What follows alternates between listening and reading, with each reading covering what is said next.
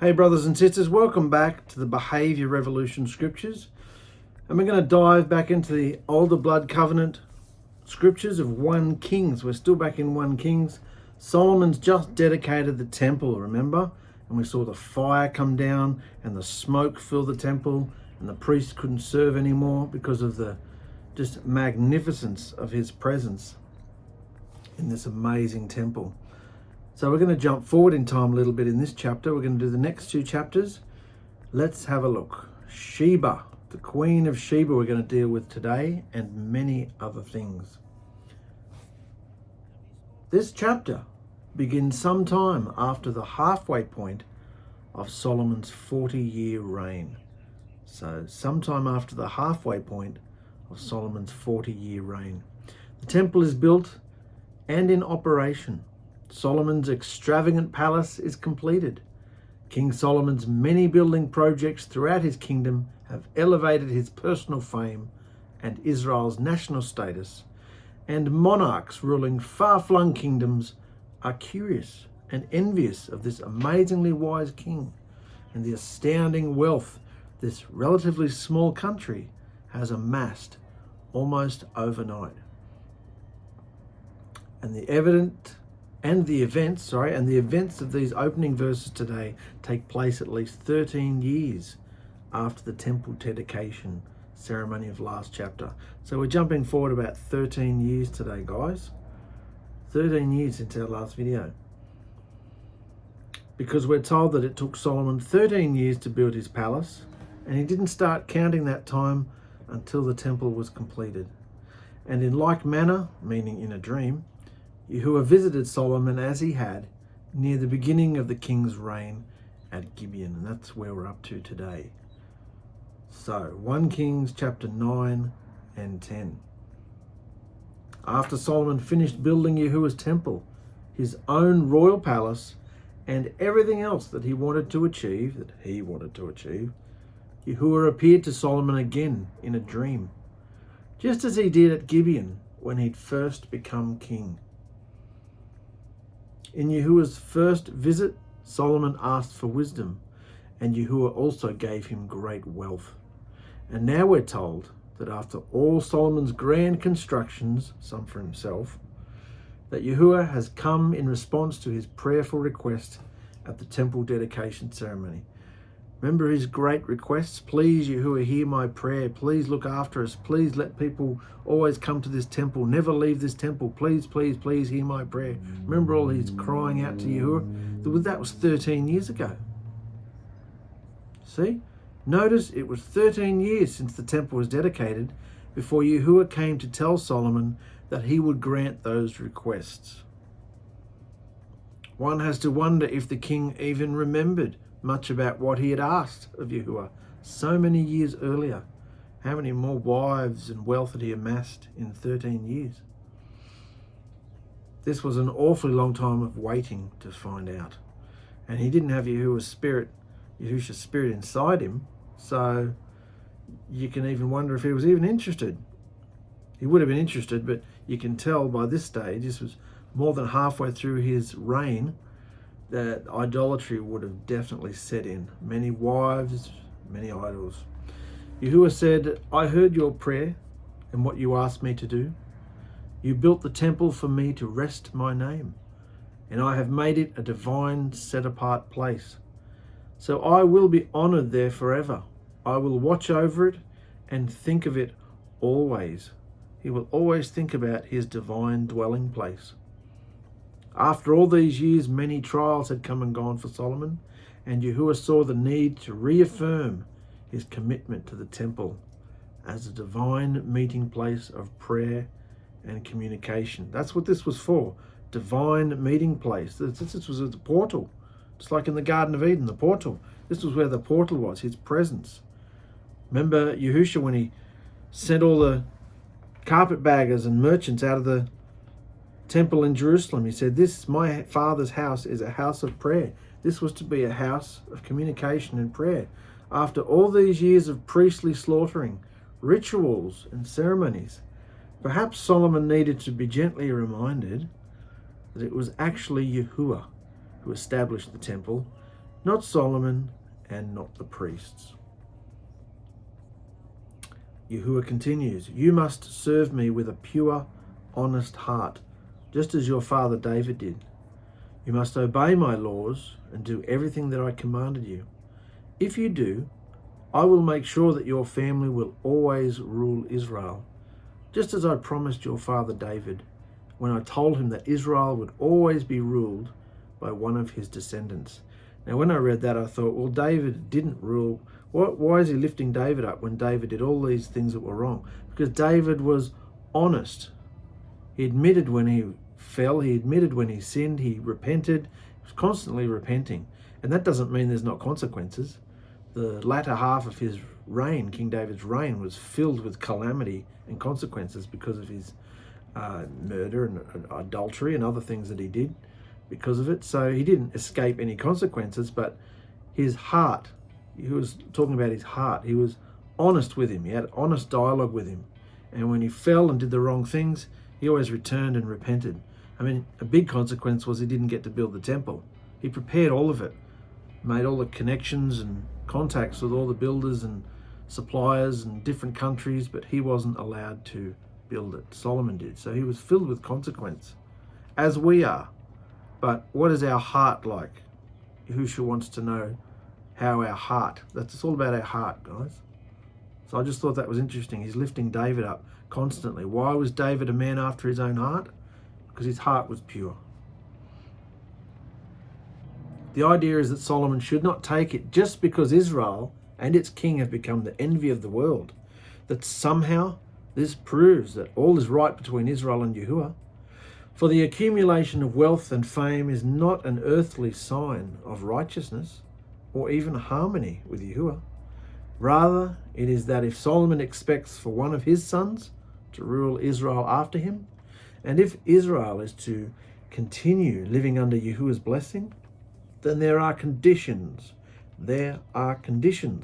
that must be met. And obviously Solomon meeting those conditions is currently in doubt. Or else Yahuah wouldn't have offered this warning. So you can see Solomon's slipping. A nation's fate, from Yahuah's perspective, is all wrapped up in its leadership. The ideal king is a shepherd king. It is a leader who leads for the benefit of the people and not himself. It is a leader who sees himself as Joseph was in relation to Pharaoh, as a kind of under king, doing the will of the Almighty King. In Yahuah's economy, Israel's leader, as the ideal example for all leaders, was first and foremost to lead his people down righteous paths, using Yahuah's Torah, his instructions, divine laws, as the map. Like a shepherd, it was not a matter of asking the sheep where they wanted to go and taking them there, nor was it a matter of forcefully or deceptively taking the sheep someplace that they ought not to go because it was dangerous or wicked. But it did benefit the leader. Not allowed to do that either. So the leader is responsible for the people as a group. And he or she also represents the spiritual condition of the people on a national basis before Yahuah. This is an immutable Yahuah principle, a pattern, and not something that any nation can hold themselves up as being exempt from. So Israel's fate is squarely on Solomon's royal shoulders. Why? Because Yahuah has put it there. If Solomon leads them the wrong way, then they're the wrong way. Yahuah continues, but if you or your children stop following me and don't obey the laws and commands that I've given you, and if you serve and worship other fake deities, I will force Israel to leave the land that I've given them. Israel will be an example to other nations of what my wrath looks like. Yes, the other nations will mock and jeer and crack jokes about Israel. What about this? This is like prophetic. Don't forget that I'm the one who made this temple divine. It is the place where people honor my name. But don't think that I won't tear it down, and faster than it went up. So Yahuah loves the temple, but he's not impressed. It's about the people's hearts. It's about Solomon's obedience and having a pure heart before him. This temple will be destroyed, and everyone who sees it will be amazed. Before we lose that picture, you can see, spoiler alert, Solomon's temple was completely destroyed because Solomon did take them down a wrong path. And you can see here, before anything major happens, Yahuah steps in. He always steps in and lets us know, you're in a fork in the road here, you're on a precipice, watch your step, repent. What did he say to Cain? Evil is standing at the door, or something like that. You've got the power to not let it in. He always warns us. He always lets us know what's coming up. This temple will be destroyed, and everyone who sees it will be amazed and ask, why did Yahuah do this terrible thing to this land and to this amazing temple? And people will say, this all happened because Israel left Yahuah their Elohim. Even after he brought their ancestors out of Egypt, they decided to stab him in the back and bow down to other fake idols, worshipping them instead. And that is why Yahuah brought all this evil upon them. And as you can see, Israel was taken into captivity and forced to leave their promised land. A culmination of all the promises given to Abraham. They finally had their own land and the place where the temple, the presence of Yahuah was. Not just occasionally when he showed up on an altar or in a burning bush or somewhere bizarre.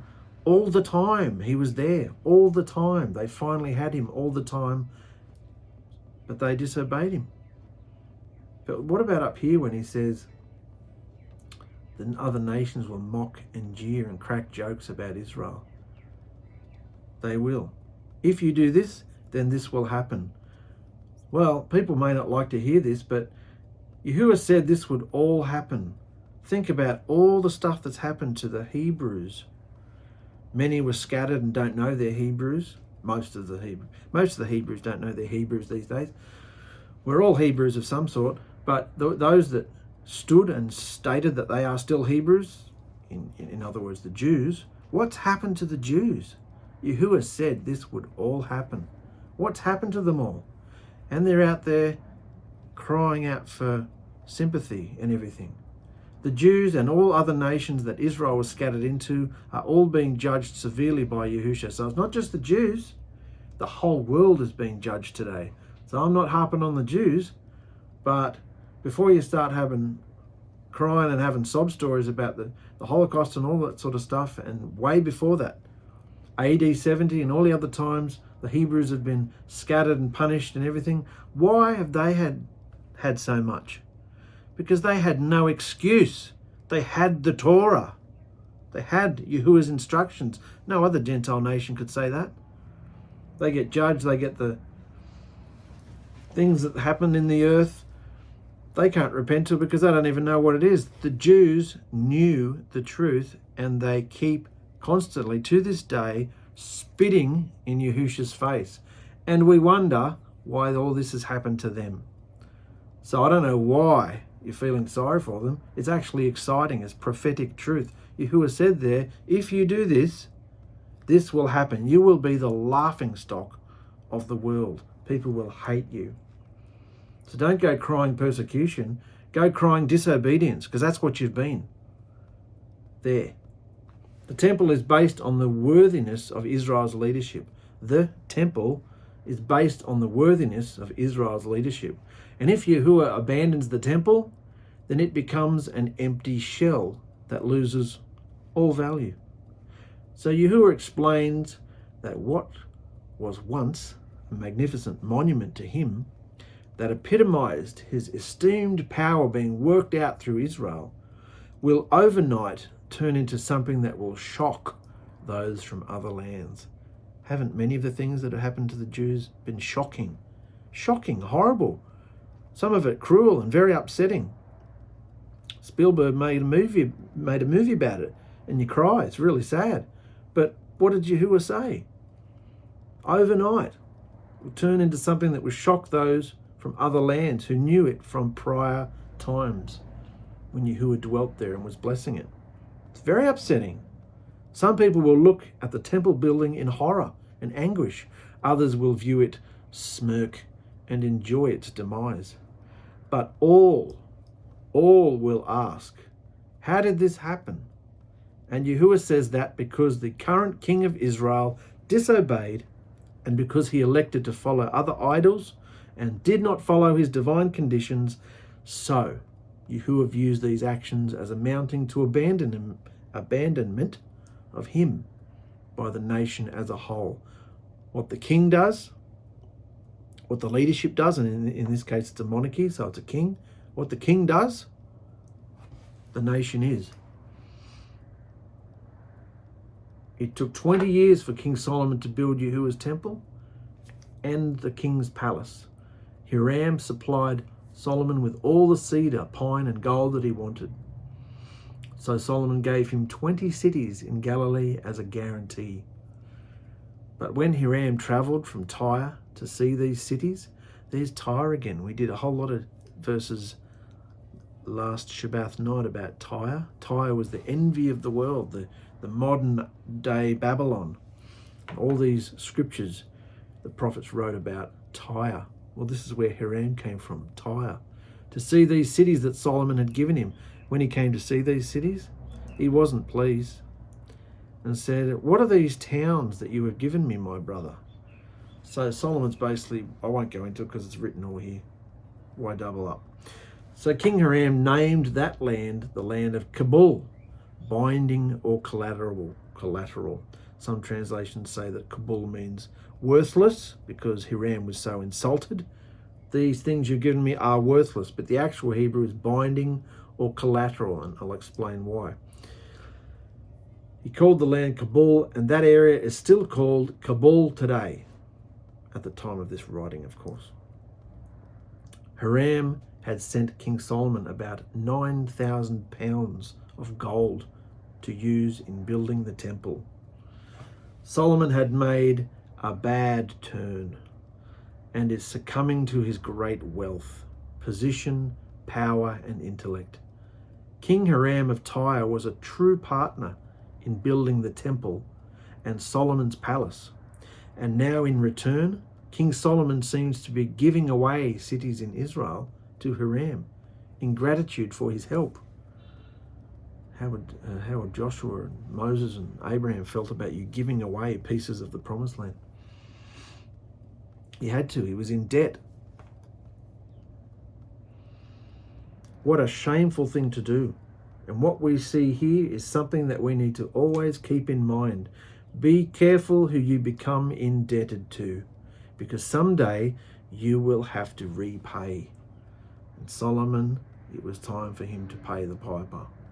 Especially in the next chapter with the Queen of Sheba, we are going to get a glimpse of the other worldly wealth that had become King Solomon's and Israel's. But in case it hasn't yet occurred to you, none of it is coming from the land of Israel. None of Solomon's wealth is coming from Israel itself. What do they have in it? It's dust, dirt. They're not mining anything. They've got no natural resources to brag about. None of Israel's wealth is coming from Israel. Got that? In case it hasn't occurred to you, none of this wealth is coming from the land of Israel, but rather from foreign places. Israel has never had any valuable natural resources to harvest. No gold, silver, forests, no strange animals desired by other nations. Gold, silver, timber, precious gems, and exotic creatures all had to be imported from abroad. They had to be provided by pagan Gentiles. King Solomon completely depended on non-Yahuah worshippers for expertise and materials, even to build the temple to Yahuah, the chief source being King Hiram. Now it was time to pay the piper, and of course, what would Solomon use to pay him, except all that Israel had to offer, a piece of the promised land, as collateral for the huge debt he had now amassed. Now don't get me wrong, the promised land was valuable because who was at the center of the promised land? What made the promised land valuable? City of David, Jerusalem. Why was that city valuable? Because of who was at the center of it? The temple and Yahuah. And word would have spread. Remember that fire that was in the wilderness? We used to peek over the mountains and see this fire in the distance. don't mess with that nation. Look at the power that's on it, the tabernacle. That same fire is now in the temple. Word would have spread. Pagan nations would have wanted, and they were. We're going to see more about it. They're going to be involved. But Solomon's got himself into debt. Hiram was a friend and ally of Israel, but he wasn't naive or simple. He, of course, held his own national interests above Israel's. And so he would loan the modern equivalent of scores of millions of dollars to King Solomon, but not without some concrete assurances that his nation would be repaid. Thus, so what was his insurance that he'd be paid back? These 20 cities of northern Israel were essentially the collateral for the loan that would become Hiram's by default. If Israel failed to repay the debt, what would he want to move people into the middle of Israel for? He's up in Tyre. This land was collateral.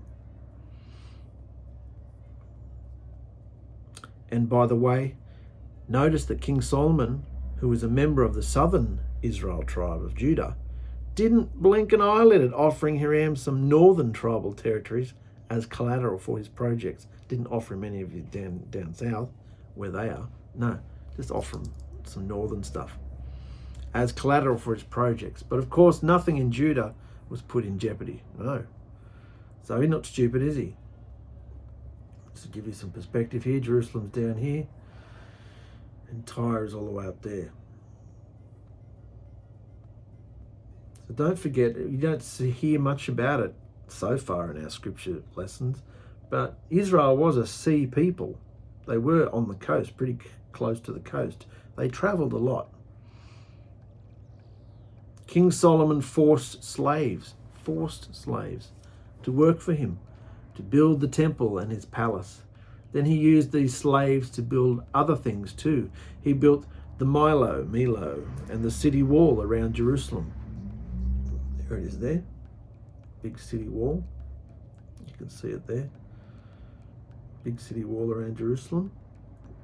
He built the Milo, the city wall around Jerusalem. Then he rebuilt the cities of Hazor, Megiddo, and Giza. The Milo is a fortified wall used as defensive position on the Kidron Valley side of the city of David. All around there. Originally built by the Jebusites, later fortified by David, and now strengthened by Solomon. Remember that animation I showed you, where he just kept expanding and expanding and expanding the city? This is all the stuff he was doing. The wall of Jerusalem is referring to defensive walls that went beyond those of the city of David. Solomon had been extending the city on up the hill towards the Temple Mount. There was an undeveloped space between the city of David and the Temple Mount called the Ophel, and this was where Jerusalem was first expanded. This wall of Jerusalem mentioned here is bound to be a wall designed to join the city of David to the Temple Mount and thus enclose the Ophel area. So talking about the city of David here and the temple up here, this whole area around here. In the past, the Pharaoh of Egypt had fought against the city of Giza and burnt it. He killed the Canaanites who lived there. So when Solomon married the Pharaoh's daughter, the Pharaoh gave him that city as a wedding present. So Solomon rebuilt Giza and the city of Lower Beth Horon. He also built the cities of Baalath and Tamar in the Judean desert. He also built cities where he could store grain, and he built places for his chariots and his horses. King Solomon also built whatever he wanted in Jerusalem, whatever he wanted, in Jerusalem, Lebanon, and all the places he ruled. So it's getting bigger and bigger. We also find a fleeting mention of Solomon building buildings in Lebanon, so we can see how far north his influence extended.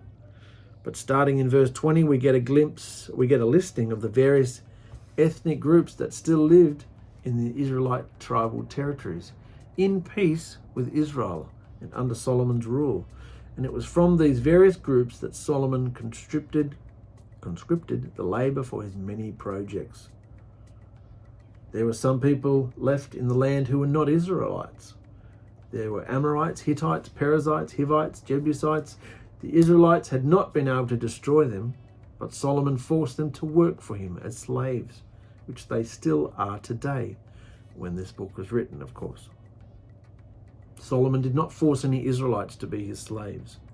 The Israelites were soldiers, government officials, officers, captains, chariot commanders, and drivers. There were 550 supervisors over Solomon's projects. They supervised the men who did the work. What about all this going on? Solomon did not use Hebrews as forced labourers, a political consideration. Instead, in a kind of role reversal for how it was for Egypt. Let's try that again. Solomon did not use Hebrews as forced labourers, which was a political consideration. Instead, in a kind of role reversal for how it was for Israel in Egypt, the Israelites were now the foremen and taskmasters over the foreign labour pool. So, they're the ones who are the slave drivers this time. And national Israelites also formed the local governments, loyal government administrators, military commanders, and other officials working for Solomon. Let me also be clear that while this was forced labour, the labourers were not slaves. They were forced to do it, the Israelites. They weren't slaves. So, you can see in a lot of these pictures how far Solomon took it all. I mean, this was under King David's here, and Solomon extended his reign all the way out to Lebanon, all the way up north here.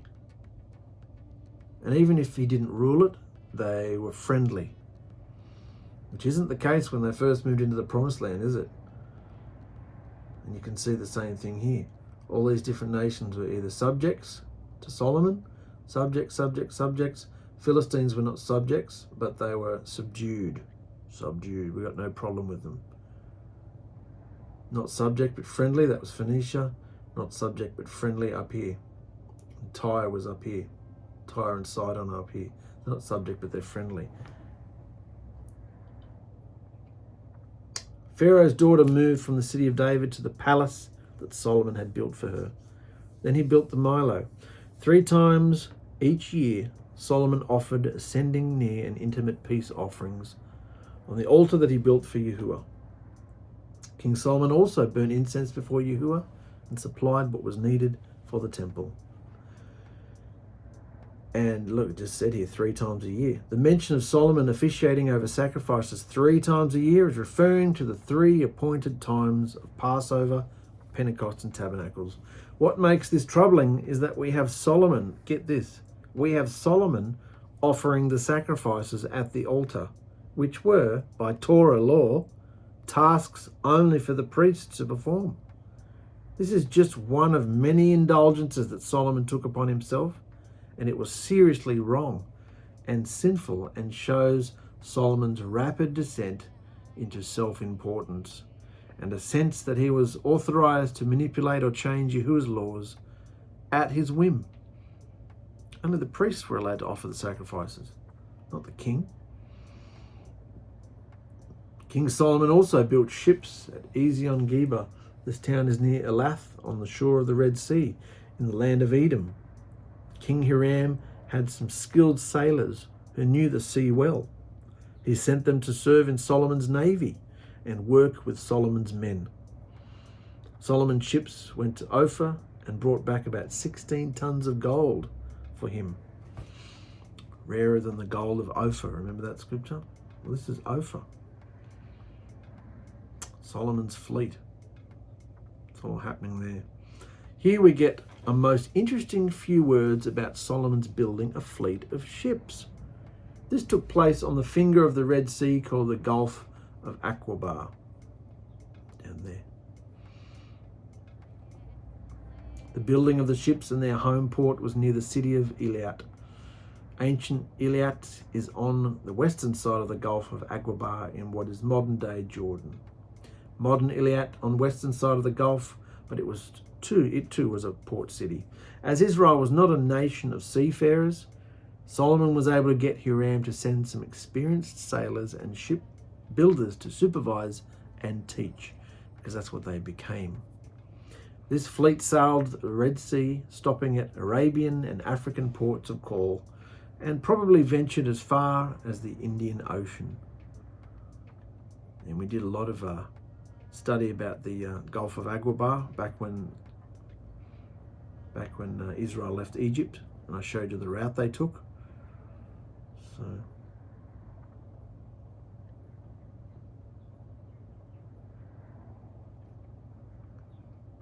when the Queen of Sheba, here we go, next chapter.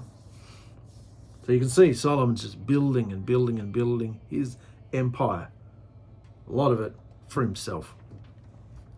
When the Queen of Sheba heard about Solomon and the great wisdom he had in Yahuah's name, she came to test him with hard questions.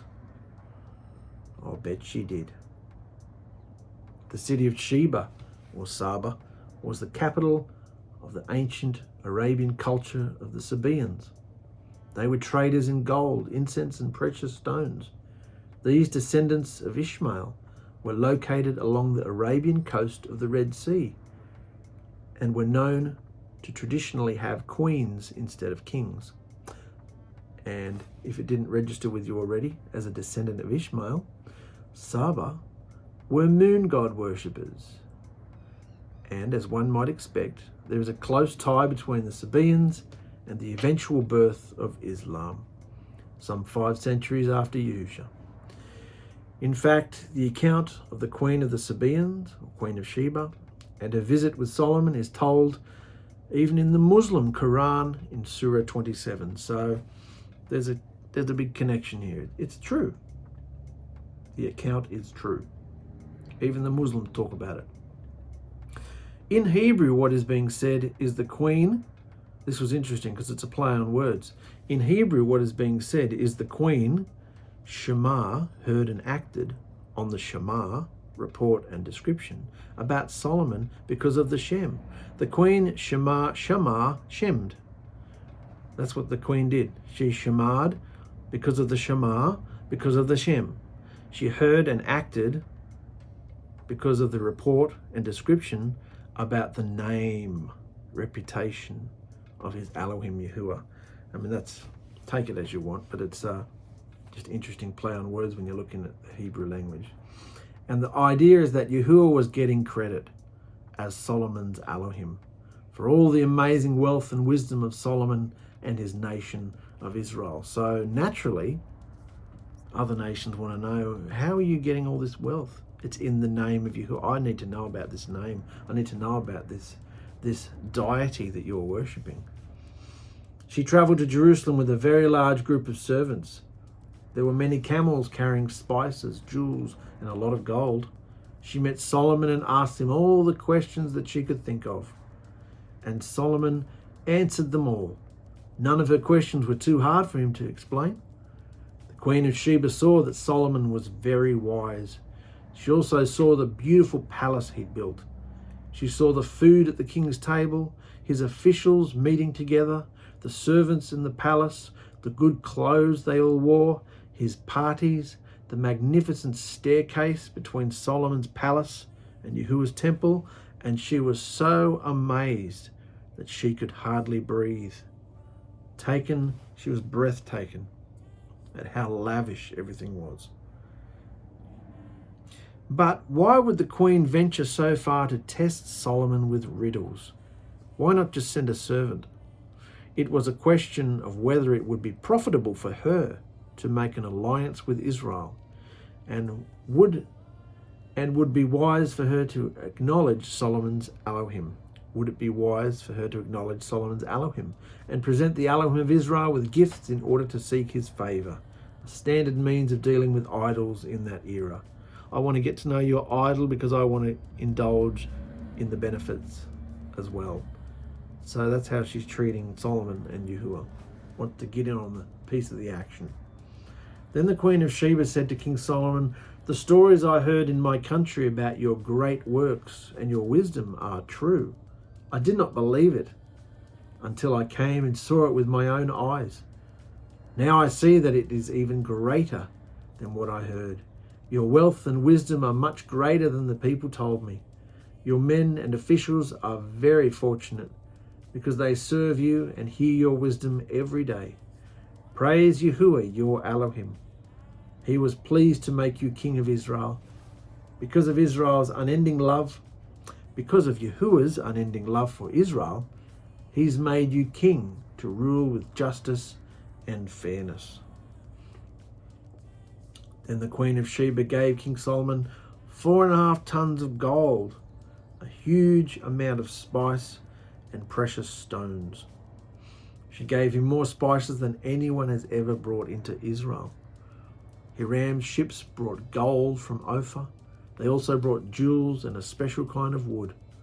Solomon used this special wood to build supports in the temple and the palace, as well as harps and lyres for the singers.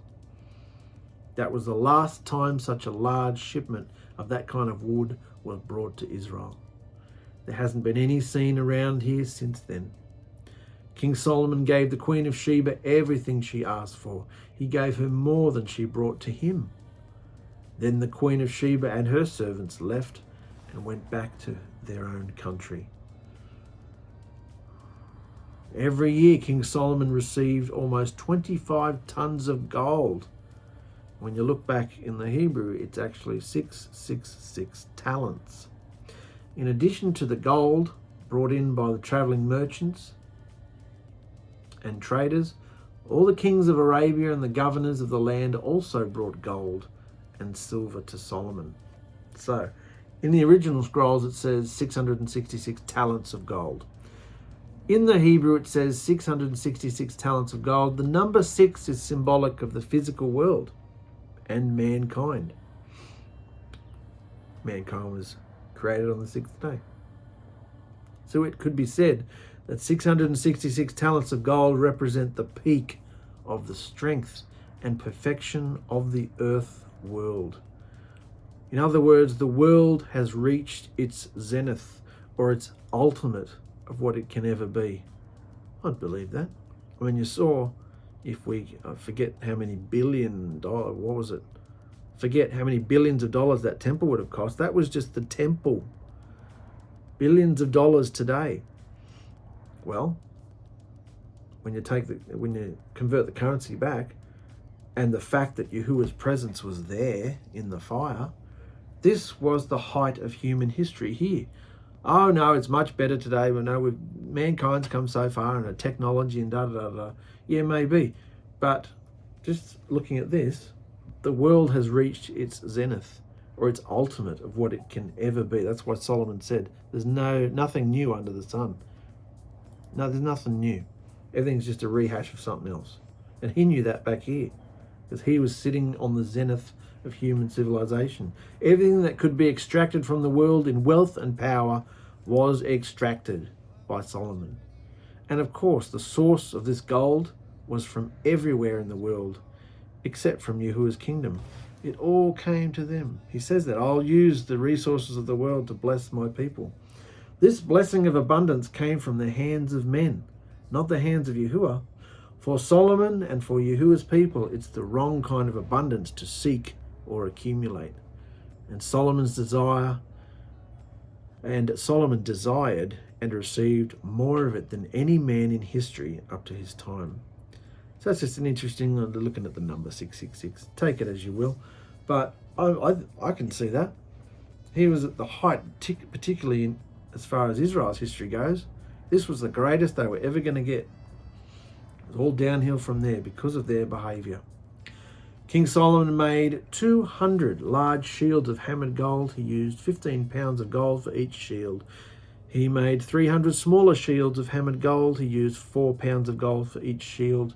The king put them in the forest of Lebanon house. King Solomon also built a large throne with ivory decorations. We've seen pictures of that. You're about to see some more. It was covered with pure gold. There were 6 steps leading up to the throne. The back of the throne was round at the top. There were armrests on both sides of the throne, and there were lions in the sides of the throne under the armrests.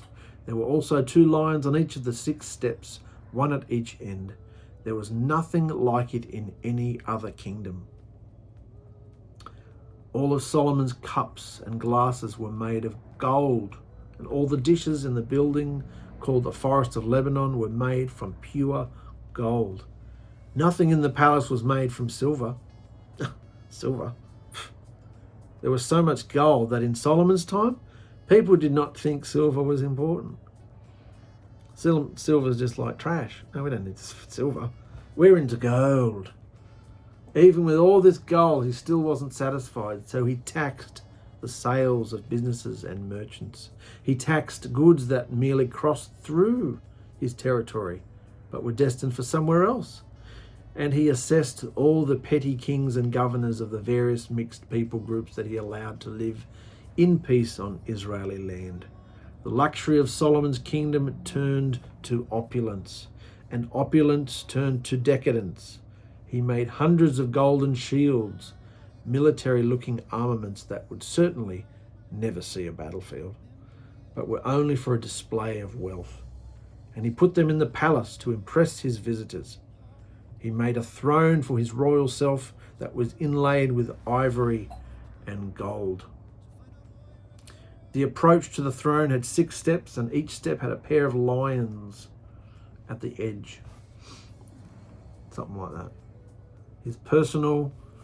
He drank from goblets of pure gold. His personal eating utensils were made of gold. In fact, he used so much gold that silver was looked down upon and no more valuable than paving stones for the streets. That's what people thought about silver. The king also had many cargo ships that he sent out to trade things with other countries. These were Hiram's ships. Every 3 years, the ships would come back with a new load of gold, silver, ivory, and apes and baboons. King Solomon became greater in riches and wisdom than any other king on earth. People everywhere wanted to see King Solomon and listen to the great wisdom that Yahuah, the Elohim, had given him. Every year people came to see the king and brought gifts made from gold and silver, clothes, weapons, spices, horses, and mules. Name any other person in Israel's history, and especially any other king, that sat in this kind of opulence as the most grandest. This was practically, Egypt had been destroyed. The Philistines had given them grief for many decades. Israel's pretty much the global superpower at this point. There were other powers around, but, there was Babylon, there was Assyria, but with Yahuah's presence in Israel, this was the global superpower. Look how far it's come in just 1,000 or so years, So, absolutely amazing. 1,500 years, I should say, from around the time of Abraham to now. Look at the influx. And as it said, Israel's at its zenith. It's just mind-blowing at what they had.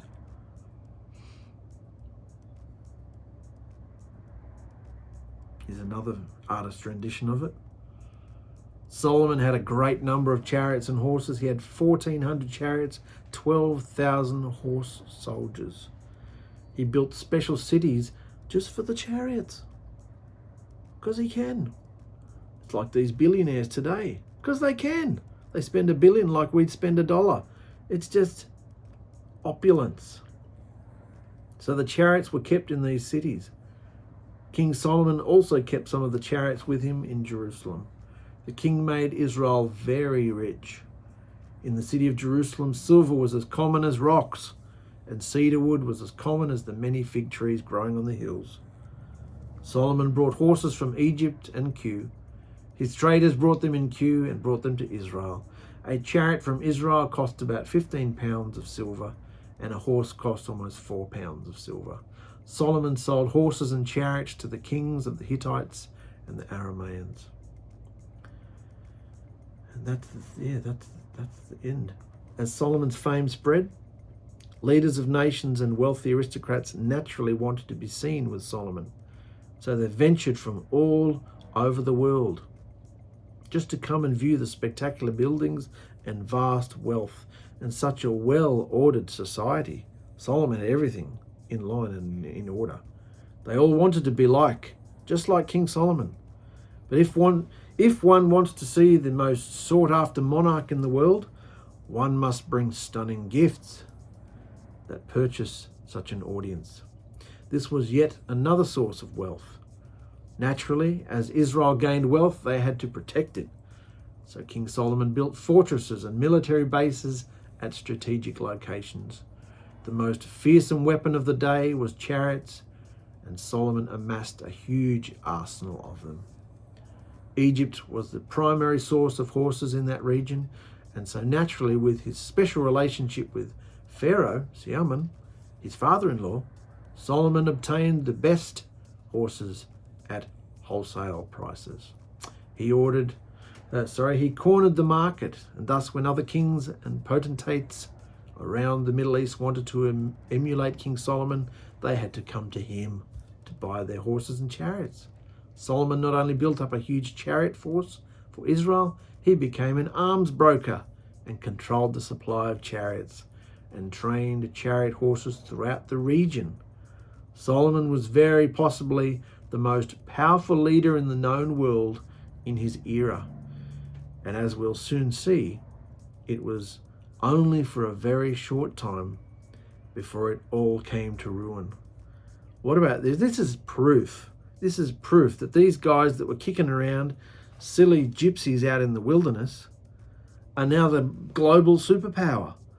What you'd call the United States today, or Egypt back then.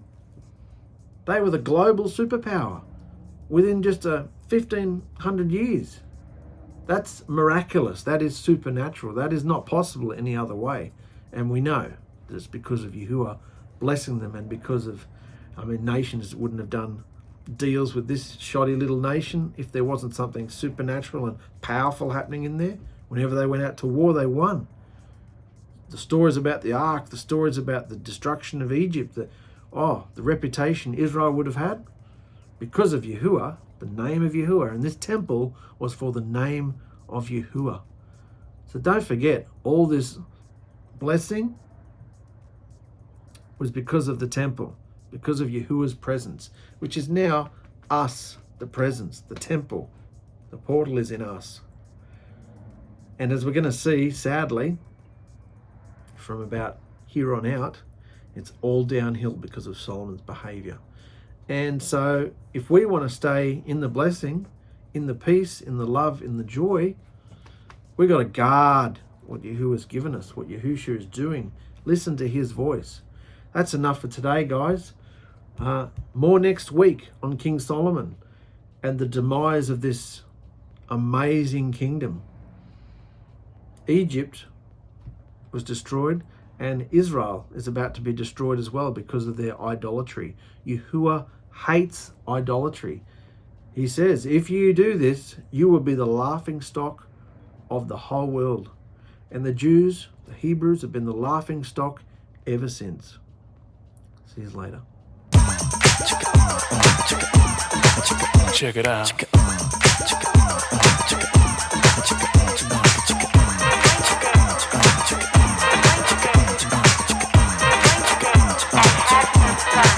Check it out. Ain't it funky now? Ain't it funky now?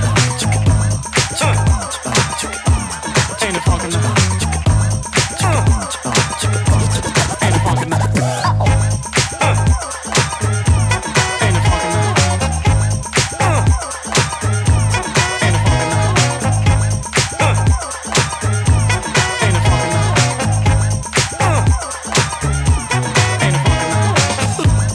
Na na na na na.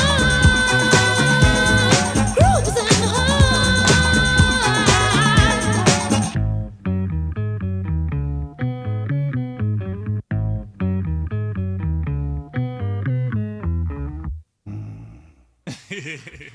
Come on, y'all deep. Y'all are crazy, man.